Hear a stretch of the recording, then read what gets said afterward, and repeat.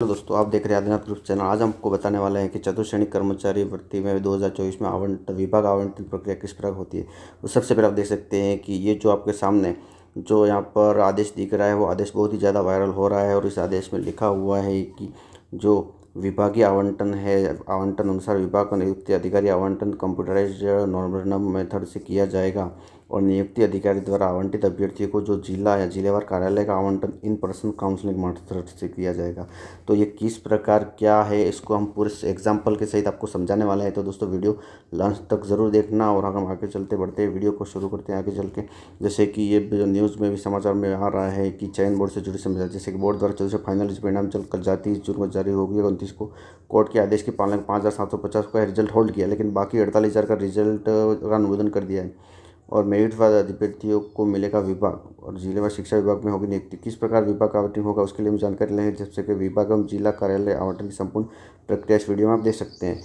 जैसे कि आप देखेंगे कि सबसे पहला चरण जो होता है आवंटन के दो मुख्य, पहले विभाग आवंटन होगा। विभाग आवंटन जो करता है हमारा प्रशासनिक सुधार विभाग ARD विभाग करता है। और इसकी विधि क्या रहने वाली है, कंप्यूटराइज्ड रैंडमाइजेशन मेथड से विभाग आवंटित किया जाएगा।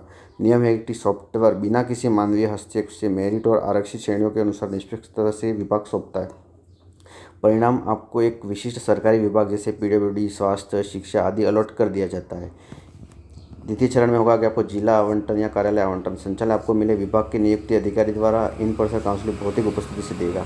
आवंटित विभाग में उपलब्ध रिक्तियों के अनुसार उम्मीदवारों को व्यक्तिगत बुलाकर पसंद की सीट पूछी जाती है। इसमें प्राकृतिक सरकार के नियमानुसार विशेष श्रेणियों में पहले अवसर मिलता है। नेक्स्ट बढ़ते हैं काउंसलिंग प्राथमिकता के नियम। जैसे कि अगर कोई विभाग है, मान लेते हैं अपन की शिक्षा विभाग है, जो शिक्षा विभाग है अपना, वो अगर उसका मेथड चलता है कि वो सबसे पहले दिव्यांग और विशेष श्रेणियों को प्राथमिकता देता है, फिर महिलाओं को प्राथमिकता देता है, फिर पति पत्नी सामान्य श्रेणी को प्राथमिकता देता है। तो इसमें क्या होगा कि यदि शिक्षा विभाग में अगर आपको अगर आप किसी ज़िले से बिलोंग करते हैं, जैसे कि आप मान लेते हैं कि आप प्रतापगढ़ से बिलोंग करते हैं। अगर प्रतापगढ़ से आप बिलोंग करते हैं, प्रतापगढ़ में शिक्षा विभाग की कुल 70 सीटें, और 70 सीट में अगर प्रतापगढ़ से बच्चे जो पास हुए हैं, अगर मान लेते हैं अगर प्रतापगढ़ से 200 बच्चे पास हुए हैं और उनको अगर विभाग देना है, तो सबसे पहले तो जो 70 बच्चे हैं उनको तो ये शिक्षा विभाग अलॉट कर दिया जाएगा। लेकिन अगर इनमें से अगर 100 बच्चों को शिक्षा विभाग अलॉट कर दिया जाता है, तो 70 सीट तो उनके ज़िले के अंदर ही है, तो उनको तो उसके ज़िले के अंदर मिल जाएगा। लेकिन उसमें भी क्या होगा, जैसे दिव्यांग की श्रेणी के हैं, महिला श्रेणी है, उनको सबसे पहले प्राथमिकता दी जाएगी। अगर दोनों में दिव्यांग और महिलाएं मिलकर अगर 70 उनको मिल जाती हैं, तो बाकी के जो 130 बच्चे हैं और 200 सीटें, तो 130 में से फिर 200 बच्चों को सिलेक्ट हुए, तो बाकी के जो बच्चे होंगे उनको यहाँ तो उनके नज़दीकी ज़िले में उनको जिला आवंटित कर दिया जाएगा। ये तो यहाँ तो ये हो सकता है। या फिर हम आगे बढ़ते हैं कि अगर विभाग लाइव सीट प्राथमिकता का गणित बता देते हैं। जैसे आपके जिले में PWD विभाग में 5 सीटें पर चयनित उम्मीदवार 7 हैं और प्राथमिकता का उपयोग जैसे शाम उम्मीदवारों में से 5 अभ्यर्थी महिला या PH कैटेगरी संबंध रखते हैं। लेकिन अगर नियमों के अनुसार पहले दौर में 5 प्राथमिकता वाले अभ्यर्थी को बुलाया जाएगा और वे PWD की सभी सीट 5 ले लेंगे। लेकिन बाकी 2 अभ्यर्थी को क्या होगा, जैसे हमारे 2 मेरिट वाले अभ्यर्थियों के लिए जिले में PWD की सीट समाप्त हो चुकी होंगी। अगर उनकी सीट समाप्त हो चुकी है, तो विभाग में क्या किस खाली सीट दी जाएगी, या फिर PWD विभाग के लिए नज़दीकी दूसरे ज़िले में रिक्त पद पर उनको भेजा जा सकता है। ठीक है दोस्तों, और आगे बढ़ते हैं। जैसे कि चयन के लिए नियुक्ति तक का सफर, जैसे मेरिट में नाम आ चुका है, अब विभागीय आवंटन जो होगा वो रैंडमाइजेशन सॉफ्टवेयर के माध्यम से होगा। इसमें किसी प्रकार का किसी को हस्तक्षेप नहीं रहने वाला है। ये सबसे बहुत ही बड़ा इनका लॉस होने वाला है। जैसे कि कोई फर्स्ट रैंक वाला है, कोई मान लीजिए कि किसी की 1500 रैंक है, तो उसमें फर्स्ट रैंक और 1500 रैंक दोनों में कोई फ़र्क नहीं रहने वाला है।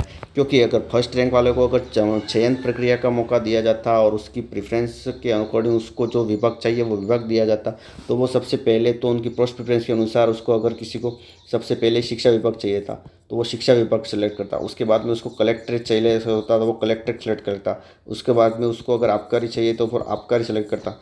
उसमें क्या है कि मेरिट के हिसाब से रैंक के अकॉर्डिंग शिक्षा विभाग में सीट है तो उसको शिक्षा विभाग सीट अलॉट हो जाती है। अगर शिक्षा विभाग में उसके जो रैंक है, उसके जो नंबर है, उसके अकॉर्डिंग अगर सीटें फुल हो जाती है, तो उसके बाद में उसको कलेक्टर की प्राथमिकता दी जाती है कि उस शिक्षा विभाग में सीटें फुल हो चुकी है तो उसको कलेक्टर मिलेगा।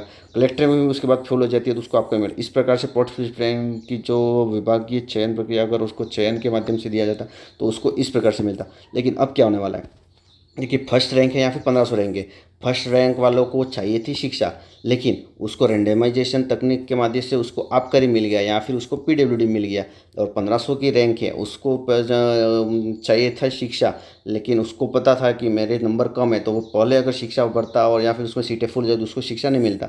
लेकिन अगर शिक्षा मिल जाता है और उसको नहीं मिलता है, तो ये तो दोनों लॉस किसका हुआ? जो ज़्यादा नंबर ला के भी उसको मनपसंद का विभाग नहीं मिला और उसको भी मनपसंद का विभाग तो नहीं मिल रहा है। लेकिन किस्मत के अकॉर्डिंग अगर इसको मनपसंद का विभाग मिल गया तो 1500 रैंक लाने पर भी उसको मनपसंद का विभाग मिल गया। मतलब इसमें ज़्यादा नंबर लाकर भी कोई मतलब नहीं रहा, वो वाला सिस्टम यहाँ पे हो चुका है। अगर यहाँ पे अब जो बात होगी है वो पूरी की पूरी अब खेल है किस्मत का। अगर आपका लक काम कर गया तो आपको अपने पसंद का विभाग मिल जाएगा, लेकिन लक काम नहीं किया तो आपको अलग ही विभाग मिलने वाला है। तो काउंसलिंग में बुला कर कि अब विभाग आवंटन रेंडमाइजेशन के तक हो गया, उसके बाद में क्या होगा? काउंसलिंग को क्या बुलावा होगा? मिला हुआ खाली सीटों की सूची संग मेरिटवार काउंसलिंग के लिए बुलाएगा, फिर पदभार ग्रहण करवाएगा। इस प्रकार आपको इसमें ज्वाइनिंग मिलने वाली है। और आपको देख सकते हैं कि मतलब रेनोवेशन बनाम काउंसलिंग किसके द्वारा किया? प्रशासनिक सुधार विभाग के द्वारा विभाग आवंटन होगा। माध्यम विधि है इसकी, कंप्यूटराइजेशन है, जो कि आपको भाई पूरा डिटेल में समझा दिया है कि रेंडमाइजेशन तकनीक के द्वारा प्राथमिकता लाभ में केवल श्रेणीवार आरक्षित मेरिट अंकों के आधार पर उम्मीदवारों की भूमिका कोई मानवीय हस्तक्षेप नहीं रहने वाली है। और विभाग आवंटित में इन पर्सन काउंसलिंग होगा। दिव्यांग, विधवा, महिला खिलाड़ियों का विशेष पहल है, सब उपस्थित होकर उपलब्ध सीटों का पसंदीदा का चुनाव कर देंगे। दोस्तों, जैसा कि आपको बताया जा रहा है कि जैसा कि आपको बताया है कि मतलब कि आप जो फर्स्ट रैंक है, 1500 रैंक है, जो भी रैंक है, उसमें लक फैक्टर के अनुसार आपको विभाग मिल जाने वाला है। उसमें अगर विभाग ये चॉइस करता है कि सबसे पहले आपको महिला, उसके बाद में आपको पीएच कैटेगरी वाले बच्चों को पहले मौका देंगे कि ये कौन सा ज़िला लेना है या फिर आपको कहाँ पर कार्यालय ज्वाइन करना है, तो फिर जनरल वालों को उसके बाद में जो इनके ज्वाइन करने के बाद में जो सीटें वगैरह बचती है उस पर आपको ज्वाइनिंग मिलेगी। ऐसा भी हो सकता है कि ज़्यादा नंबर लाने वाले को अगर कोई ऐसा विभाग मिल गया, जैसे कि कोई XYZ कोई विभाग, जैसे कि हम समझ लेते हैं कि आबकारी विभाग मिल गया। आबकारी विभाग में मान लेते हैं कि किसी ज़िले में 15 सीटें, 15 सीट में अगर किसी की रैंक 1 है, लेकिन 15 सीट में अगर मान लीजिए कि 10 तो महिलाएं आ गई, 4 पीएच को मिल गया और पहली रैंक वाले को भी ये मिल गया, तो सबसे पहले क्या होगा? 10 जने हैं तो फिर यहाँ उनके ज़िले में आबकारी विभाग में सीट जो है वो मान लेते हैं कि अपन 13 हैं, तो इसमें क्या होगा? जैसे पहले तो 12, मतलब कि 15 महिला 15 जने सेलेक्ट हुए हैं, 10 महिला हैं, 4 पीएच है और एक रैंक जिसकी अच्छी है, बहुत ही अच्छी है, मतलब मान लेते हैं उसकी 20 रैंक है या फिर 1 रैंक है या फिर 100 रैंक है। और बाकी जो महिला है उनकी मान लेते हैं 800 रैंक है, 900 रैंक है। पीएच वालों की तो बहुत ही कम रैंक होगी। तो उस अकॉर्डिंग क्या होगा कि सबसे पहले महिलाओं को सीट फिल होगी, उसके बाद पीएच वालों को लेंगे, उसके बाद में जो रैंक है, भले इसकी रैंक अच्छी है लेकिन उसको उसकी मनपसंद का जिला भी आवंटित होगा नहीं होगा उसकी गारंटी नहीं रहने वाली है। क्योंकि सबसे पहले तो अगर इन प्राथमिकता महिला और पीएच वालों को देते हैं जहाँ तक हमको पता है, लेकिन अगर उनको प्राथमिकता नहीं देते हैं तो फिर कोई दिक्कत वाली बात नहीं है, जो रैंक के हिसाब से उनको जिला या फिर आवंटित या कार्यालय आवंटित हो जाएगा। लेकिन महिला और पीएच को प्राथमिकता देते आए हैं और इस बार भी प्राथमिकता देने वाले हैं। मतलब आप समझ सकते हैं अगर उनके वहाँ पर सीट फुल हो जाती हैं तो आपको नज़दीकी ज़िले में जाना ही जाना होगा। तो दोस्तों, वीडियो अच्छा लगा हो तो लाइक, कमेंट और शेयर करें, और इसके अकॉर्डिंग कोई और क्वेश्चन हो तो आप हमको कमेंट सेक्शन में पूछ सकते हैं। तो दोस्तों, धन्यवाद।